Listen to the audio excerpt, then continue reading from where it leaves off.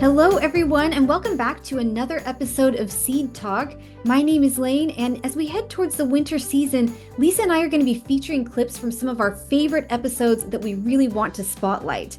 And today we're going to be doing a bit of a row cover refresher. It's that time of year when we start to see lots of questions about using row cover to protect cool flowers, aka cool season hardy annuals that are overwintering outdoors in the garden. And back in episode 68, which was our row cover do's and don'ts episode, Lisa and I discussed some guidelines for when to put up or take down row cover based on temperatures and weather conditions. So I hope you enjoy this excerpt from that episode covering several do's and don'ts related to just that. And for anyone wondering, the row cover we're referring to is a lightweight Ag 19 row cover. Enjoy! Okay, our next do is going to be do put up and take down your row cover based on temperatures and the weather. And don't feel the need to weigh down that entire loose edge when you do pull it down. Can you talk about those? And Lisa, we will talk about the weather in just a moment separately. So maybe just focus on temperatures for now. Okay. So kind of my used to be back when I first started growing cool flowers. Typically, we would put the row covers up around Thanksgiving because that's when it tended to go below freezing and it would just stay there. And basically, the covers would stay up all year. It was really pretty simple. I look back now and think, oh my gosh, what a dream that was. That is not the Yeah. case now. So these days, my marker is I say that I put my row covers up when it's going in the mid 20s. While in fact, most of my cool flowers would survive below that, it tends to kind of mark and time in my weather patterns here for me that when we're hitting those light lows of below 25, we're typically getting into the colder time of winter. So it's less likely that I'm going to have to take them back down again because it's a lot of work when you have a lot of beds. So in my book, when it hits 25 or below, our row covers go up or a windstorm. That would also do that. But 25 degrees is when we put them up and then we take them back down when the weather forecast is showing above 50 to 55 degrees in the afternoon. And it's typically going to do that for more than one day. You don't want that warmer temperature under that cozy cover to be long enough that it's going to encourage either dormant plants to wake up and start growing again or fall plantings that are still kind of getting rooted in to start doing top growth. So I take them back down if we're going to have several days over 55. And when you're taking them down, you might think, oh, I need to move every single anchor bag on that one side and then weigh it down. You have found that that's not really necessary and can lead to a lot of extra work. Correct. And so on my farm, I know which way the wind blows most often. And so I also try to work with the wind. So I tend to take the picture that we're looking at. Of looking in this picture, I tend to pull the bags off of the left side of the bed. And then once all the bags are off, and that includes the bags on the end, or at least the two on the left, the middle and the one on the left, and they're all just sitting in the pathway. And then I just go to the other side and pull the cover and just kind of tuck it down. I don't put the weight bag that's on the right-hand side of the bed on top of the whole row cover because then that means instead of just walking along and kind of loosening that row cover when it's time to put them back up, you don't really even have to. I can stand on the left side of the bed and reach across and grab one end of the row cover and kind of give it a tug, and the wind kind of helps bring it up. Because you're right. I had a really helpful employee once years ago that I sent them out to take it down. I thought they'd been versed in this, but apparently not. And they very efficiently took the bags off on the left and then pulled the covers off and then lifted the bags on the right and tucked them and put the bag back on top of the whole cover. And that meant I had to touch every single bag again. And so practice makes perfect, and you find out how it works for your farm, but that worked really, really well for us. We used to plant 42 to 48 cool flower beds, 120 feet long. And that is a lot of bags and a lot of row cover. And so all of these little individual efficiencies just make it a doable job. And maybe if you live somewhere where it's extremely windy, or maybe the way your beds are oriented, you can't use the wind to your advantage. So perhaps you will find that you need to weigh them down, but try it without it because it will Yeah. save you a lot of time. So, Lisa, what temperatures would you start thinking about double row covering with lightweight row cover? Um, First off, the first thing I think of, how important is that crop to me?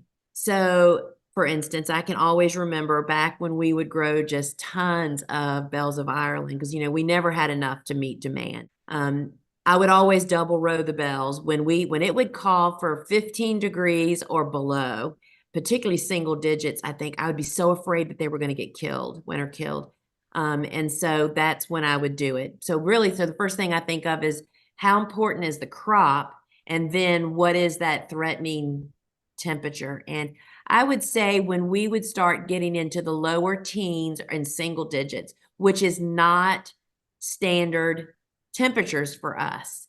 And so I plant according to that, right? So I fall plant anything that winter survives my winter. And when you have unusually low temperatures for your zone, then you have to think, okay, I planted for my zone. This is unusual. Maybe I better add some added protection, is what that boils down to.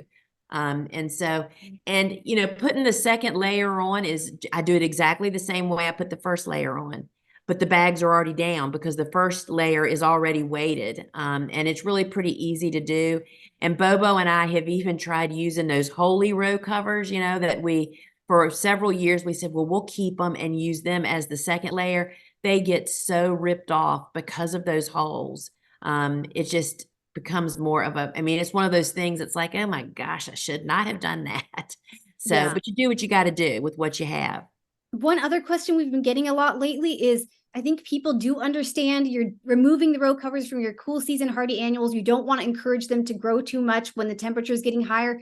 What about something like eucalyptus that is a perennial in warmer climates? Do you still pull down the row covers from that the same way you do with your cool flowers, or is that just specific to your cool flowers? So that's a good question. So we do winter over eucalyptus here, even though we're not really supposed to, or it's not supposed to winter survive. With a little bit of help, they will survive. And so the way we do that is we mulch it with about 12 inches of leaves after we've cut the plants back to about 12 to 18 inches tall. And then we mulch them deeply and we double cover them. They stay double covered all year in all winter. And so because most often cool flowers are planted along in the same beds, meaning like there might be eucalyptus in the front half of the bed and we planted cool flowers in the back half of the bed so that we can foster and take care of that eucalyptus like the cool flowers. We kind of follow the same thing. So, 55 degrees to eucalyptus is not a problem. So, yeah, we just kind of follow suit of what we're doing for the cool flowers.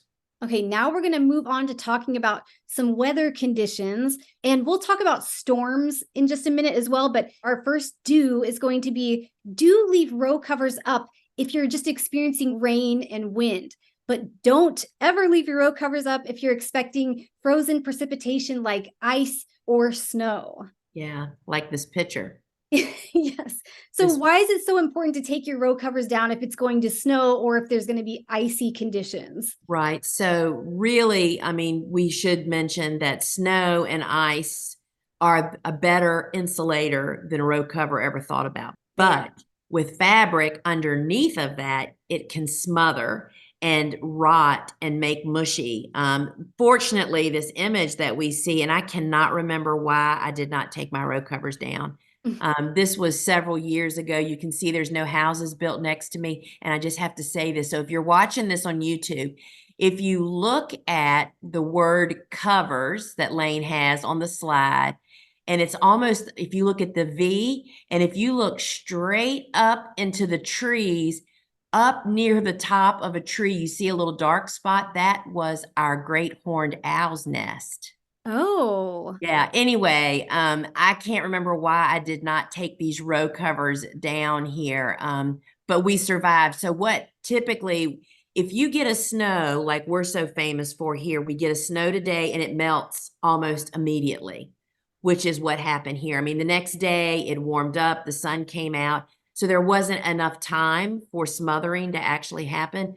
But if you have this scenario and the snow stays or ices, it will smother and unfortunately rot your stuff. And ice can also make the row cover stick to your hoops, and Oh it's my just, gosh. And don't even try to touch frozen row covers. oh, I no. mean, you'll rip them, you'll just mess them up. So, I mean, I've been out at night with a headlamp on, pulling covers down, knowing that I needed to get them the way they needed to be because it was going to rain, and then freeze, and then it's going to be, 20 degrees, and there'd be no moving them. So any frozen precipitation covers down. Now, obviously, everyone's going to have to use their best judgment on this, but for you, Lisa, are there any rain or wind conditions that would cause you to take your row covers down? And if so, what type of a storm would it have to be for you to take them down? Well, I wouldn't, I mean, if it's not cold enough to freeze or snow, I'd leave them up and just let it happen. I mean, if it's going to be a serious storm, you don't want your row covers to wrap in the power lines, but I probably would just leave them and let it hold on as best as it can. Well, I hope you enjoyed that row cover refresher. And if you want to hear the rest of our row cover do's and don'ts, feel free to check out the full episode, which again was episode 68.